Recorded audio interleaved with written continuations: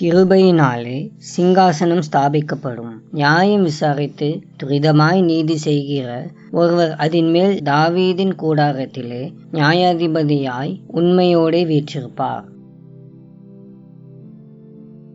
நீங்கள் எதிர்பார்த்து காத்து கொண்டிருக்கும் காரியம் இன்னும் நிறைவேறாமல் இருப்பதாக நீங்கள் உணரும் போதும், உங்கள் கனவு வெகு தொலைவில் இருப்பதாக நீங்கள் உணரும் போதும், அது தேவனாகிய கர்த்தர் உங்களுக்காக கிரியை செய்து கொண்டுதான் இருக்கின்றார் என்பதற்கான அறிகுறியாகும்.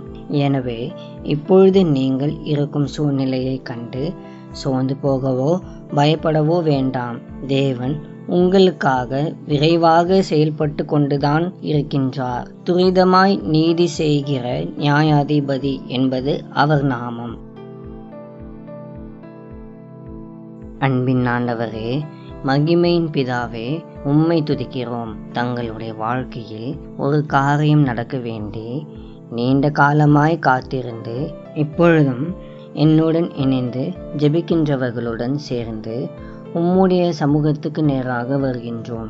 அவர்கள் எதிர்பார்க்கிற காரியத்தில் இயேசுவின் நாமத்தில் ஒரு அற்புதம் இப்பொழுது நடப்பதாக என்று ஜெபிக்கிறோம். எல்லா சோர்வுகளும் கவலைகளும் அவர்களை விட்டு இந்நேரமே விலகுவதாக என்றும், பரிசுத்த ஆவியானவரின் ஆளுகையை அவர்கள் இப்பொழுதே உணர்வார்களாக என்று ஜெபிக்கிறோம். நீர் அந்த காரியத்தில் கிரியை செய்து கொண்டிருப்பதை அவர்கள் உணரும்படி ஒரு வெளியரங்கமான ஒரு அற்புதம் இந்த வேளையில் நடக்கும்படி உம்மை நோக்கி பார்க்கின்றோம். இயேசுவின் மூலம் ஜெபிக்கிறோம் பிதாவே, ஆமென்.